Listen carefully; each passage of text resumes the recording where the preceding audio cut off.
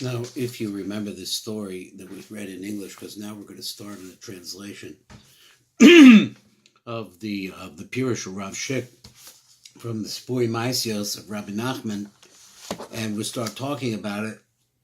You'll see how much the story is so much different on the outside than it is on the inside, according to Rav Shik.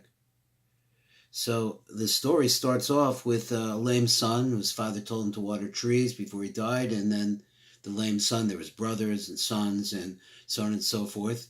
And the son decides that the lame son is going to decide, the one that can't walk, he can stand but he can't walk, is going to go out on business for himself, and he goes on a business for himself, and he's beset because he doesn't stay at the inn like he should have. He gets lost in the forest, and robbers get him, and he winds up on the ground. And on the ground, he has sort of this hallucinogenic, what seems to me, coming especially from my background, is looking like he finds some kind of a magic mushroom. But in terms, it's actually a blade of grass or some kind of grass that he had been eating grass for a long time. It's a strange story. And then after that, he finally finds this thing that could transfer him to the place where the sun and the moon meet. And there he finds that there's certain kinds of dust. He lays traps for the bad guys, and he turns them all into tzaddikim, and they wind up killing themselves. And then it goes to a place where the shadim are, the demons are. And there he overhears a conversation. This conversation goes a strange path of where one of the demon's children is missing, and they go to the king, and they start looking for him, and they find out that he's been causing a lot of trouble on some island where they've been torturing him and a king of this island, and and everything is okay. So they accept that the son doesn't come back, and except his friend comes back and tells him about the torture that he's going through, and they go into detail about all these tortures that are going through. And then he says, how can we get my son back? He said, because he has no strength, and there's a cloud that's sapping the strength. It turns out this cloud is related to some kind of a tree, and this tree it keeps, I don't know what it keeps exactly. I don't remember 100%. So we're going to see all of this strange story that all has different parts. But Rav Shik's interpretation of this story is different. I have to remember something that I said in a little share that I was trying to get started here on the different kinds of small books from Rabbi Nachman on meditation, how much important. One of the things that he said to me is he said, he said, we have a cloud that you have to have a broken heart to really be able to use Breslov. And the same thing I think is true of all of the meditation techniques. Is why does a person need to get so close to Hashem? And he says that's true of everybody except Sfardim. Sfardim start out that way. For what it could be the expulsion and what Sfardim have gone through, don't know. Because the Sfardim were always closer all the way through their history. If you go back in the history before the expulsion, 1,000 years, you go back 1,500 years, you see they were involved in meditations and different kinds of thoughts. And I don't know exactly how to put it together. The Uri was an Ashkenaz. But he knew some kind of unbelievable level that he was on. So anyway, this is what Rav Shik said. All of us who are interested in these shiurim we are the brokenhearted ones. And so therefore, we're going to try to find our way, and that's what Rav Shik wants to kind of tell us. Now, he starts off in this shiur with a very beautiful piece from the Zohar. So we're going to go here, Maisa Gimel Mehiger, that's what it's called. It's the third story. It talks about the Higer, the person who is lame. A Higer is a lame person. Here he says that the Higer, this particular person we're going to see, can stand but he can't walk. So the question is how does it pertain? So we're going to learn the first page. And if you have this book, if you can't get it, you could contact me at Baruch Menachem, that's BORUCHMENACHEM @gmail.com. And from there, I can get you this book. So if you're interested in it. The story starts like this, and we'll read down below, because we said the story out loud, and we have a little idea of the framework of the story. The end, it gets quite complicated. So he says, there's a story about a certain Chacham, called him Mosa Karo as Beno Umishpachto, so he brought all of his family, like Yaakov Avinu. His bread to die, he brought the family together. V'tziva osam lahashkos ilanos. And he told them, he gave them a command, you have to always water trees. Now, the question is that this is a very strange statement. Were they gardeners, or were in the tree selling business? What exactly is going on? So he says, Rav Shik writes, Shazem Ramez al bnei Adam. This is a remiss to people. Kamosha Kasev, this is a pasuk in Devarim. He says, Ki ha'adam eitz asada. Man is like a tree of the field. But tzrichin hashkoisam imamuna. You have to water them with what? With faith. The chazik, l'oded, l'sameach osam. So these are three different ideas here. Or is it four? You have to be able to strengthen people when you talk to them. It's not just all about you. You have to look at others, to stand them up. And bring joy to them. This is the thing that is so tremendously impressive. The kara b'nei Adam elav yizbarach, to bring people close to Hashem, to bring people in to hear His Torah. So now he's going to bring this really beautiful Zohar. The Zohar says, Zacha boy lemirdaf basar chayva v'lemikne le ba'agar shalim. So he says that a person who is meritorious or who's worthy, that person has to run after the people who are making mistakes. V'lemikne le, and to kind of acquire them. It's to mikne le, to make it acquired into them or for them. Ba'agar shalim, with a complete reward. Begin the Ya'avar Haminei Haku Zohama V'Yiskafia Sitra Achra. In order to be able to remove that part of them which is poisonous, that is the poison of the Sitra Achra, V'Yischafcha the Sitra Achra, and to turn it away, to bundle down and beat down the Sitra Achra. Now we have a klal in Kabbalah. We do say that we want to beat up the Sitra Achra. But the Rav says, that is the Uriah Kodesh, says many times, it says, so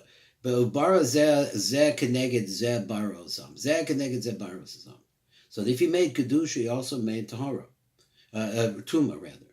And so if there's something on the side of Kadosh, there has to be something opposing it. That's the way that Hashem made the world. It has out of sync, but it's bounded back and forth between that we're mixed up with good and with bad. So he says that what we need to do is not destroy the Kali, because you can't really destroy them. What you could do instead is you could humble them. You could beat them down so that they can't suck off of the goodness and get strength. Because if they're not getting nurture, they remain very, very small. Begin the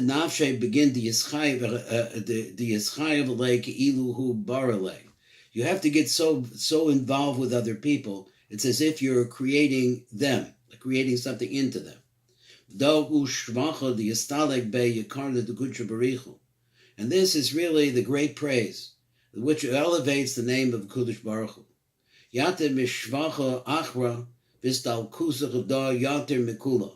So he says that this is more than any other kind of praise that you can give to Hashem. That is to plant the seed of coming close to Hashem inside of other people. It's greater than anything else. What's the reason for this? Dihu garam la'achvi asitra achra v'listalka yakara dekucha. How is it that you can manage to beat down the other side? And as a result of that, automatically you are putting, elevating a Kodesh Baruch Hu. So this is what it says about Aaron. V'ravim heishiv ma'avo. Many people thought about him from evil. Uchsiv berisi choise ito. But my bris is with him. Tochazi. Kol man da'achid biyad dechayva. Anybody who joins his hand to the people who are not 100% on board. V'ishtadu be lemishbak archo bisha.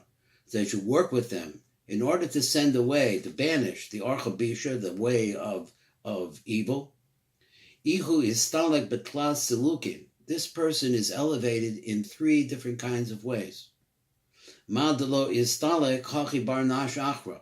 A way that a person that does not do this cannot be elevated.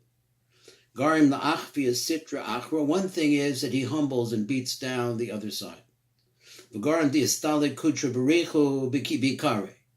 when you do that, automatically the glory of Hashem is elevated and grows, like two things that were side by side. So this is Kadosh, and this one here is not. So while they're over to like this, that's the way Hashem made them. So the person who carve another person or bring them a little Torah into their lives, no matter who they are or who you are, you'll manage to make the equation look more like this, so that what is actually left is not surrounded by Tuma, but it's elevated by itself. Let me see if I can find the place. And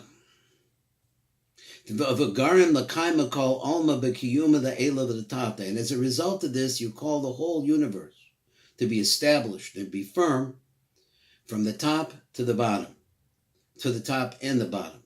In other words, all the way along, all the way through to the lowest place where we live, the lowest parts of our lives, to the most exalted parts of our lives. And in regards to this place, the Zohar says, Brisi choisi ito hachayim v'chashalom, my bris was with him, the light, the life, and the peace. V'zachin benin lebenoi, and he also person managed to see grandsons, children of his children, maybe not just grandsons, but grandchildren. V'zachi b'hai alma, v'zachi the alma the asi, and this person merits this world. He merits to have the beauty that we just said in this world of having children and having all these things around him. V'zachi the alma the asi, and this person also merits the next world. Kol mari dinim lo yachlin the maiden lane. So all of the voices that we have in our heads and outside, inside, that are always criticizing us and always telling us that we're so bad. He says, Yachlin lemeidan le, b'chai alma the asi. You're able to get rid of them and shut them down in this world and the next. Because whatever we do, when we do something wrong, they can say that you create an angel that's really working against you. All the betraysa try.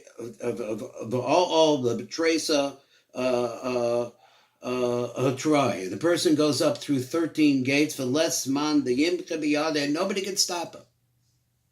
Nobody can stop him. Valdach Sivan, as this is written, Gibor ba'aretz yehi azaro dor yusharim yavorach. A mighty man in the land, which when he speaks of land, he means the land where we live. This world, which is full of tov v'ra, as we're just describing, that when one goes up, one goes down. Giba ba'aretz yehi azaro, dor yusharim yavorach. So it becomes a mighty man in the land, in this land, and his seed of the yehi zaro dor yusharim, and his seed will become a generation of righteous people that are blessed. Hon v'osher bebeso, he will have plenty of wealth and sustenance in his house. V'tzikaso omedis la'ad, and his righteousness will last forever. Zarch b'choshef or yusharim. So he sends into the darkness the light of the straight and righteous. So going on with the story. So let's read just a little bit of the top of the story so we can get the context of what he's saying. He says, Ma'aseh b'chacham echad, there's a story about one particular chacham. Kodem Mosa kara es banav v'mishpachtos, but siva osam lahashkos ilanos, and he commanded them to water trees.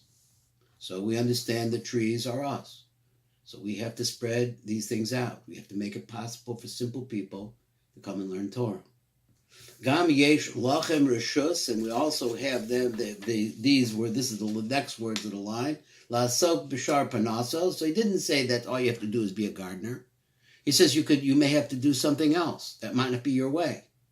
So he said b'shar panasos. Ava b'zeh tishtadlu lahashkos ilanos. No matter what you do, if you're a cook, a baker, a candlestick maker, or whatever it is that you are, you have to be osek, which he calls watering trees. So let's see a little bit more of what Rav Shik says in regards to this. He says, Gam yesh lohem rishus la'asot b'shar panasos. He says, Ki Adam Sarak Panasa Lefarnes Es Atzmo as B'nei Besa. The first thing a person has to understand is that you have an obligation to take care of yourself and your family. Kumaim Ramazal, Ose Tzedakah B'kol Eis, you're always constantly trying to do tzedakah. Zeh Hazan Bana, the person who is feeding his children, the Benosam and his daughters, Geshehem Ketanim, that's what it's talking about, is a person that takes care of his family. He said, "Ba'aval b'zeh tishtadlu lahashkos ilanos," but this is the main thing you should be working on. You should be working on to watering trees, because now whatever you have to do in order to make your life comfortable enough for you to have this side part of life become the ikr part of your life. That is the part that brings people to Torah and develops the Torah. The main thing that a person has to do is bring people close that have been far away. To bring Amuna into people. To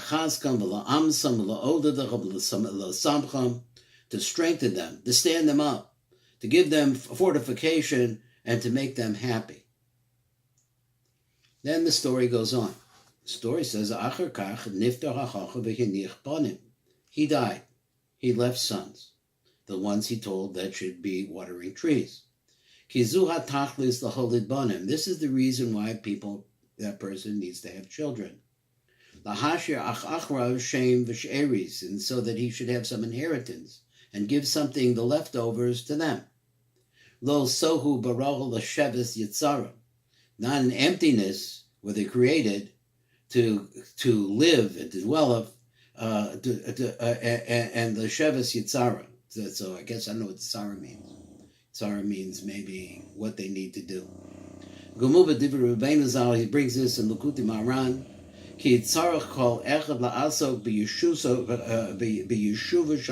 Everybody has to work. Every man, every Jewish man has to work on civilizing the world. So the world should be full of people. So you have to fill up the world with people. So the people is the main part of civilization, of course. So what's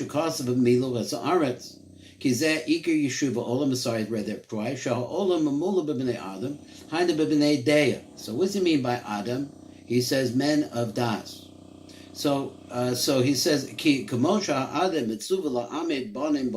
it's just as a person is commanded to stand, to develop B'nai Adam, people, B'shvil Kiyam Ha'olam. In other words, you have to have children who have to progenate the world. So the same thing is that a person has to work hard in order to be able to enter in Das. So this idea of Das, and to bring fear of heaven, in other words, the Torah, and the knowledge of the fact that there is a creator who judges us and brings us along and has actually done everything for us. And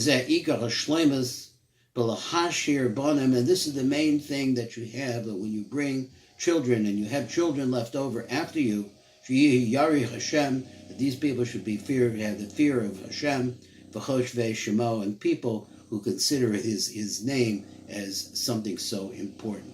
So with one last word as we're going to come to the end here, let me just make a mark on my book.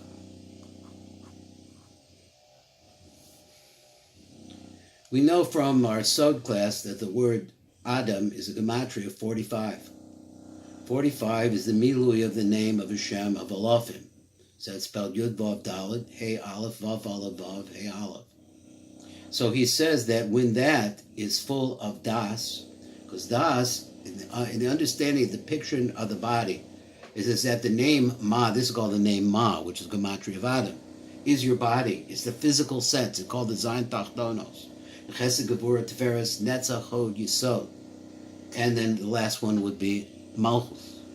So if we took that and that is your body, then Das is what permeates into the body and brings the Malchim from up above into down below, And this is a Kabbalistic description of what happens is when you speak to a person, you took a person as another body. And they're far from Yiddishkeit, no matter what. Because they're not smart enough, because they're never had the background, because they're weak in other directions, and but you could bring that person to your table.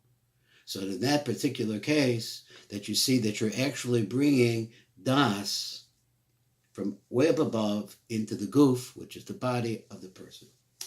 Okay, thanks for listening.